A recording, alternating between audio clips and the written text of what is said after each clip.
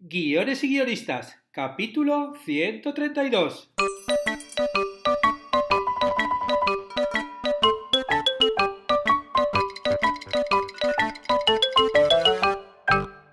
Buenos días a todos, bienvenidos a Guiones y guionistas, el podcast con el que todos podemos aprender a hacer guiones y en el que el guionista es el rey. Cada semana salimos al aire con dos programas en el que vemos un nuevo elemento, técnica o herramienta para que sepáis más del extraño mundo de los guionistas y el cosificado arte de los guiones. Al igual que hicimos con Médico de Familia, La Casa de Papel y Lost, hoy volvemos a hacer el análisis de cómo se creó una serie. Y esta vez es otra de las grandes series cuya franquicia se ha convertido en uno de los estandartes de Netflix, Stranger Things. Y veremos desde dónde surgió la idea hasta cómo se escribió la Biblia. Y de paso os pondré un enlace para que podáis descargaros la Biblia. Una Biblia que os recomiendo porque la verdad es bastante completita. Comienza septiembre y todos los que vivís en el hemisferio norte termináis las vacaciones y empezáis el curso. Es un buen momento para proponeros escribir ese guión que tenéis en la cabeza. Y para ayudaros a saber cómo, está la plataforma de cursos de guión que hay en davidestebancuero.com. Hoy continuamos con el curso de Biblia de series. Para los que tengáis alguna idea de serie, podáis realizar vuestra propia Biblia. Veremos la sinopsis, veremos la sinopsis. Es decir, que analizaremos cómo crear la sinopsis de nuestra serie y la sinopsis de los episodios y comprobaremos también cómo lo hicieron en sus Biblias algunas series famosas. Os recuerdo que ya hay más de 100 lecciones por tan solo $10.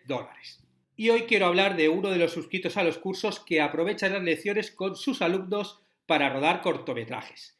Me refiero a Serafín Bertolet, que es un profesor de secundaria en un instituto de Málaga, España, que utilizó el planner de guión para crear un cortometraje llamado Z junto a sus alumnos. Os voy a poner el enlace del corto Z para que le echéis un ojo porque ha quedado muy divertido.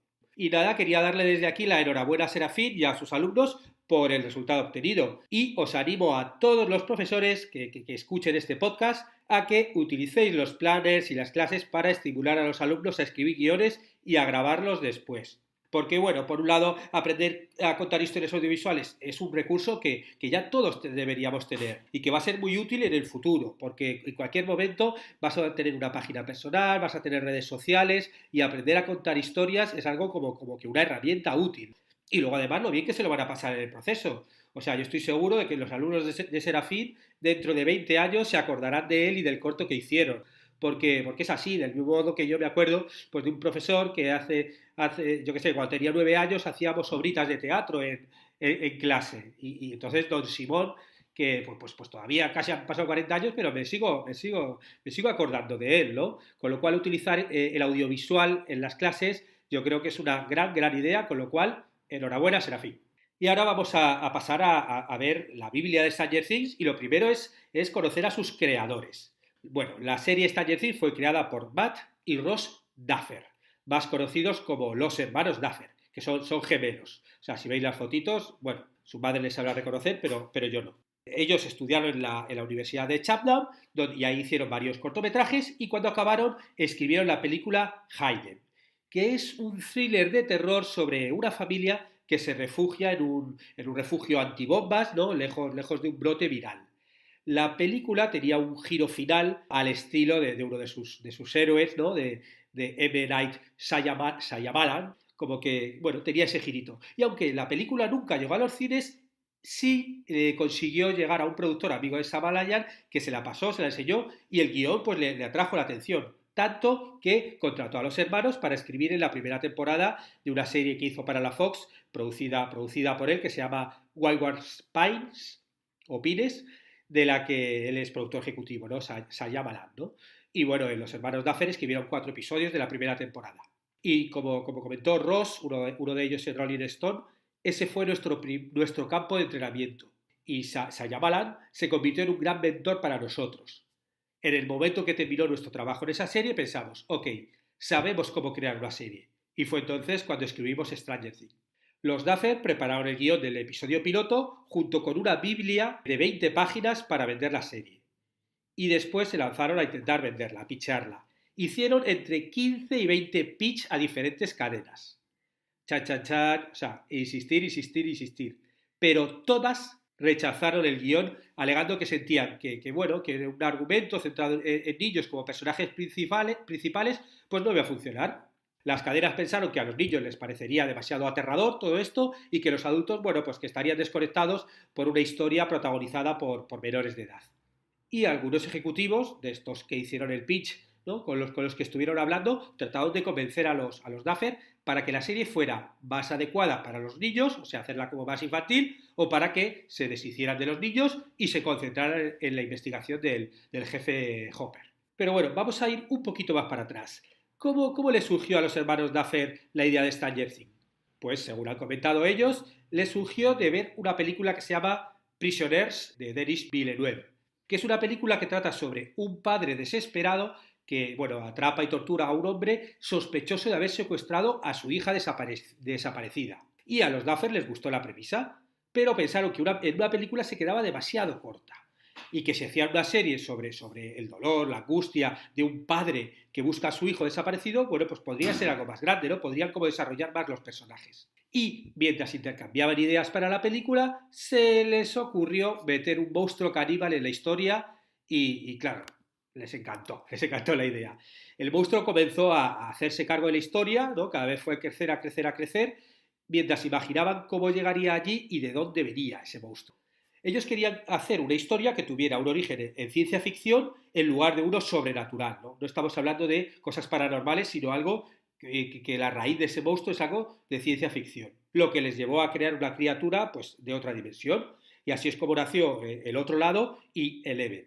Fijaros qué curioso, que es como suelen ser, como surgen las ideas, ¿no? de estas cosas, que es de mezclar dos ideas que no tienen nada que ver, las juntas y ahí está la originalidad, ahí está la creatividad. La creatividad no es tanto tener ideas originales, porque bueno, ya todas las ideas están contadas, sino de repente como mezclar dos ideas que a priori no tengan que ver, se juntan y ahí es donde está la originalidad de la serie.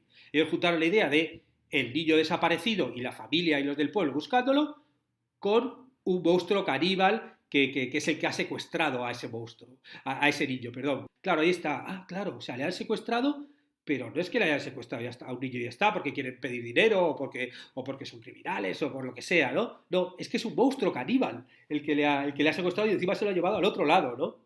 Ahí está la originalidad de su serie, ¿no? Claro, alegando también de por qué una serie y no una película, ya hemos visto una de las razones, que es para poder desarrollar bien los personajes, ¿no?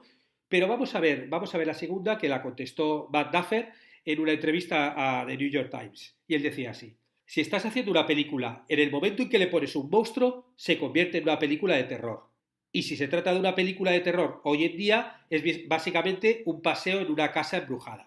Estás tratando de obtener sustos de saltos, ¿no? Los jump scares, cada 6 y 7 minutos. Curioso esto del jump scare. De hecho, me estoy planteando para hacer un curso en un futuro de guión de terror, con lo cual hablaré de esto un poquito más en el curso. Y continúo con la, continúo con la declaración de Matt. Simplemente no tienes tiempo para pasar con los personajes. Nos encantan los monstruos, pero si fuera una película sería todo sobre el monstruo. Pero en un lugar como Netflix realmente se preocupan mucho más por los personajes. Así que podemos contar estas historias más centradas en los personajes y también aplacar nuestras sensibilidades infantiles al poner un monstruo devorador de carne en él. Si os fijáis, es la misma evolución que pensamos en La Casa de Papel, ¿no? Un género, ¿no? El género de los atracos en La Casa de Papel que se hacía siempre en una película, claro, no podías desarrollar los personajes bien, ¿no? Y por eso realmente la serie les aportaba todo ese tiempo para poder desarrollar los personajes. En Stranger Things pasa igual. Podemos, el monstruo que esté, y además en la primera temporada el monstruo está, pero casi no se le ve, ¿no? Tiene su momento protagonista, pero no es, tiene una presencia desde su ausencia, ¿no? Pudimos ver todos los personajes desarrollados más como lo desarrollaron ellos, ¿no? Como por un lado los niños, por otro lado los adolescentes y por otro lado los adultos. Y claro, ellos lo tuvieron claro, ¿no? Para eso tenían que hacer una serie. Otra de las cuestiones que se hace mucha gente, sobre todo cuando ve la Biblia y ve que en el título, no por Stranger Things, sino en la Biblia tenía otro título, que es Montauk. Pues Stranger Things cambió mucho entre el primer pitch y el primer episodio, comenzando por el nombre, ¿no? Claro, imaginaros, tuvieron 20 pitch, el tiempo que tuvieron para ir modificándolo, ¿no? Porque además uno de los objetivos de los pitch es ir modificando un poco tu historia según vas viendo las necesidades de la gente y sin perder, obviamente, lo que tú quieres contar, ¿no? El caso es que la serie se llamaba Montauk y estaba ambientada en la ciudad real de Montauk, New Jersey. Montauk es un lugar especial para los fanáticos de horror, ya que la novela y bueno, y luego la película Tiburón, Yao, bueno, pues se inspiraron en el gigantesco tiburón capturado por un pescador de Montauk y bueno, de hecho estuvieron también grabando por allí. Sin embargo, cuando los Duffer decidieron establecer la serie en una ciudad ficticia que les daría más libertad, se vieron obligados a buscar un nuevo nombre para el programa. Cosa que les costó mucho, mucho hasta encontrar el definitivo y aún así todavía seguían con dudas, ¿no? Y Stranger Things surgió ya que sonaba similar a otra novela de King, de Stephen King. Needful Things, ¿no? Se llamaba Needful Things, bueno, pues Stranger Things.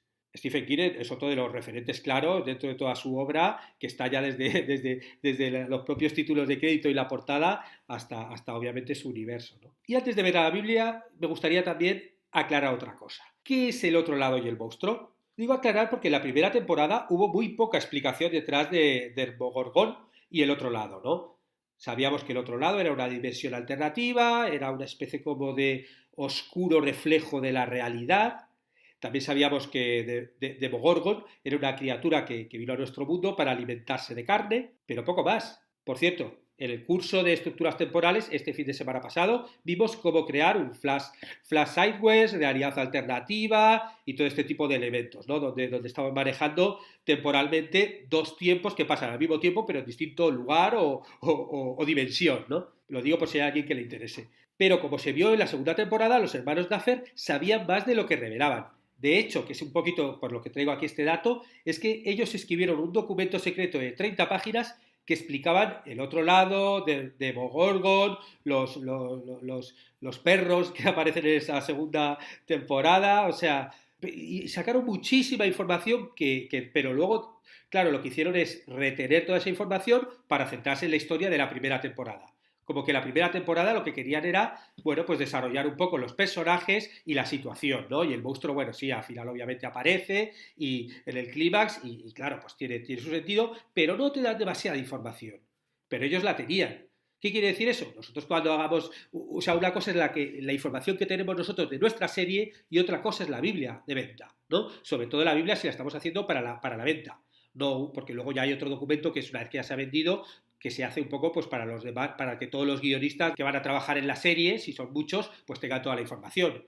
Pero en la de venta tiene que ser una información muy reducida, no puedes poner todo lo que sabes. Con lo cual tienes que tener claro qué vas a poner para que se la lean, ¿no? Estos hermanos, los hermanos Duffer, hicieron una Biblia de 20-23 páginas con muchas imágenes y que para mí es una Biblia perfecta, vamos, o sea, yo es como un referente de lo bien que está hecha, no solo por la información que da, sino también por el diseño. Y ahora sí, bueno, vamos a pasar a la Biblia de Stranger. Los hermanos Duffer aman todas las cosas de los 80. John Carpenter, Stephen King, Steven Spielberg, y cuando comenzaron a desarrollar el piloto, a escribir el guión piloto, también escribieron la Biblia de la serie, pero un poquito, una Biblia algo críptica, porque mostraría los temas, homenajes e inspiraciones detrás de lo que estaban tratando de vender. Tanto querían mostrar los referentes que hicieron la portada de la Biblia como un libro de Stephen King, un libro de bolsillo, ¿no? Y luego, bueno, lo que vamos a hacer va a ser ver el contenido de la Biblia sección a sección. Y os dejo un enlace para que os la descarguéis y echéis un vistazo. Cosa que os recomiendo porque ya os decía que tanto por el contenido como por el diseño y la sencillez con la que está contado todo, para mí es una de las mejores Biblias de venta que yo he visto en mi vida, vamos. Comenzamos por la introducción, porque después de la portada vemos que se mantiene el estilo en el diseño y maquetación, pareciendo un viejo libro de bolsillo de Stephen King. Os leo la introducción que se centra en los temas y el estilo de lo que podría ser el programa. Montauk es una epopeya de terror de ciencia ficción de 8 horas. ¿No? Fijaros la primera frase, ya directamente te sitúa en el género y en la duración. Van a ser 8 horas, o sea, 8 capítulos, y es una epopeya de terror y de ciencia ficción, ¿no? Mezcla los dos géneros y todo esto nos lo explican en la primera frase. Continúo. Ambientada en el Long Island de 1980 e inspirada en los clásicos sobrenaturales de esa época, exploramos la encrucijada donde el ordinario se encuentra con lo extraordinario. Muy Stephen King, ¿no? Que también lo contaban en la Biblia de Lost. Lo ordinario, o sea, estamos en la vida normal y de repente surge lo extraordinario en este mundo normal, ¿no? En el que cualquiera de nosotros podemos sentirnos identificados. Continúo. La sensación de miedo y maravilla cuando Elliot se acercó al cobertizo empapado de niebla en ET, el temor que consume al jefe Brody mientras ve a un niño y su balsa arrastrados bajo el agua por un monstruo invisible en Tiburón, la chisporreteante televisión en Poltergeist, el horror de un payaso exagerado en It, la amistad y aventura de Stand By Me, ¿no?, de Cuenta Conmigo, emocional, dinámico y arraigado en el personaje, Montauk es una carta de amor a la edad de oro de Steven Spielberg y Stephen King. Un matrimonio de drama humano y miedo sobrenatural. Claro, habéis visto cómo los hermanos Duffer utilizan comparaciones con películas icónicas, clásicas, exitosas y referencias literarias para establecer el ambiente, la atmósfera que el lector debería visualizar al leer el proyecto. Los hermanos incluso ponen fotos de referencia de estas inspiraciones para que quedasen claras sus propuestas y conceptos visuales. Y claro, es genial porque tú, al leer esto ya al principio y hablarte, pues eso, de Stephen King, de Steven Spielberg, de Tiburón, este tipo de películas, a cada uno ya, según lo estás leyendo, te lleva a esas películas, luego además en las fotos estás viendo las imágenes, por si hay alguien que no lo ha visto, como que te creas un universo que luego es el universo que este universo que prometieron en la Biblia es el que luego te dan en la serie. O sea, tú cuando te miras de ver esta Biblia dices, esto que me están contando, que es el documento de venta, es lo que luego vi, ¿no? Y muchísimo más claro, por ejemplo, que en la Biblia de Lost que hablé hace unas semanas. Ahí ya sí que estaba todo como muchísimo más abierto. Al ver las imágenes y al ver los referentes, te queda claro, vamos. La segunda sección se llama La conspiración Montauk Project, porque la historia de Stranger Things tiene un mito muy claro y muy específico en su interior. Uno de los argumentos centrales de la historia se centra en la conspiración del proyecto Montauk. Este elemento de la historia es la columna vertebral de la serie y que te da una serie de preguntas. ¿Cuál es la conspiración? ¿Quiénes son las personas que hay detrás de todo esto? ¿Qué desencadenaron con esta serie de experimentos? Os voy a leer directamente el texto traducido de la Biblia para que veáis qué pusieron ellos. Dice así: todo el mundo ama una buena conspiración. Hemos visto las más conocidas Área 151 y el experimento Filadelfia llevados al cine y la televisión muchas veces. Pero el proyecto Montauk, una de las conspiraciones más bizarras de la historia de nuestro país, permanece sin explotar. Bueno, este primer párrafo donde ya directamente te crea la intriga, ¿no? Chan, chan, chan, ¿qué es el proyecto Montauk? Bueno, pues en el segundo te lo explican. En 1941, cuando la Segunda Guerra Mundial se peleaba al otro lado del océano, la Fuerza Aérea se estableció en Camp Hero, un punto al oeste de Long Island, Montauk. Alegre y pintoresco complejo turístico que serviría como la inspiración de Peter Blanchett para ABC en Tiburón, ¿no?, que es un poco la localidad. Y bueno, el objetivo inicial de estas bases era proteger a Estados Unidos contra una posible invasión alemana. La base, que ya era enorme, se expandió más tarde durante la Guerra Fría. Se añadió una antena de radar de largo alcance y se convirtió en un punto focal de la vigilancia soviética. Alrededor de este tiempo, la base presuntamente comenzó a realizar una serie de experimentos ultrasecretos. Su nombre, Proyecto Montauk. Muy bien, ¿no? Ya nos sitúa un poco en el ambiente, los años 40, la Guerra Fría, Estados Unidos, algo súper secreto. Y en el tercer párrafo, ¿no?, ellos lo presentan mucho con 3 párrafos. Primero te generan interés, en el segundo te explican un poquito el tema y en el tercero ya te meten el giro ya directo de todo el interés total y que te lleva a la serie. Bueno, os leo este tercer acto. El proyecto Montauk involucró los desarrollos más innovadores en la ciencia.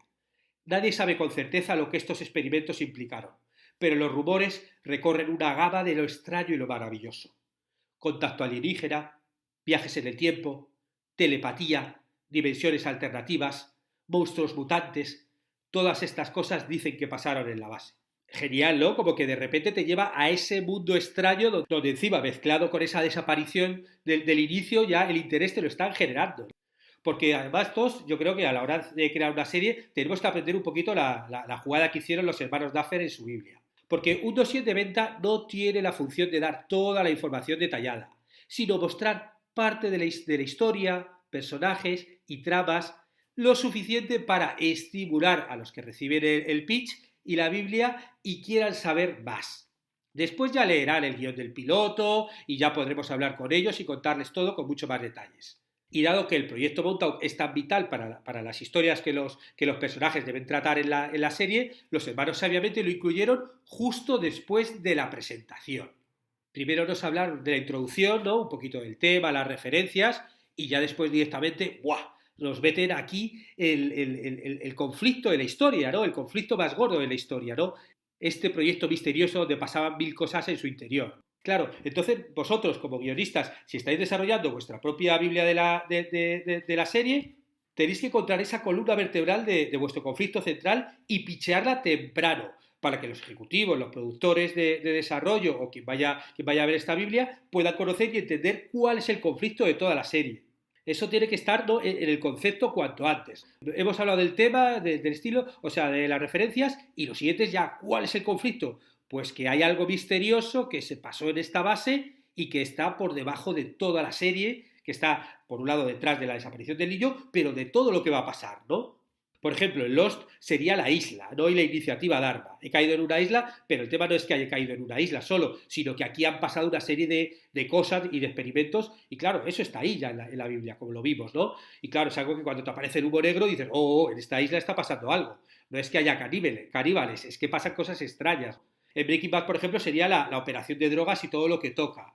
En el último hombre en la Tierra sería el mundo posapocalíptico después de que un virus mortal haya matado a la mayoría de la población mundial. O sea, tenemos que buscar cuál es el conflicto y en una presentación temprana del conflicto central lo que haces es comprometer al lector. Quieres saber cómo se desarrollará ese conflicto. O sea, es como, bueno, vale, y este mundo, este mito tan misterioso, ¿y ahora cómo lo voy a poder? ¿Cómo me lo van a mostrar en la serie? Y de hecho, para vender este concepto de una forma visual, los hermanos Duffer pusieron también una foto de la base aérea con la antena esta gigante, que claro, también te ayuda a visualizar. Porque claro, esto no está en las películas. Atenos muestra también fotografías de películas como referencia, ¿no? Para un poco la narrativa visual. Pero claro, aquí me están hablando del mito este y cuando ves ahí la foto que ponen ellos del complejo y esa antena gigante, claro, ya directamente ya te remite un poquito a todo esto. Como ya se está haciendo un poco largo, vamos a dejar aquí el podcast sobre la Biblia de Stranger Things y continuaremos con ella en el siguiente podcast. Y bueno, lo que digo siempre, si os ha gustado, agradecería comentarios y valoraciones en iTunes, en iVoox, en YouTube o que compartáis este podcast por redes sociales. Y por supuesto agradecer a los que os suscribís a los cursos de guiones y guionistas que ayudáis a que todo este podcast se mantenga. Estaremos juntos los martes y jueves con nuevas técnicas, estrategias de análisis para que aprendamos entre todos a ser mejores guionistas. ¡Hasta pronto!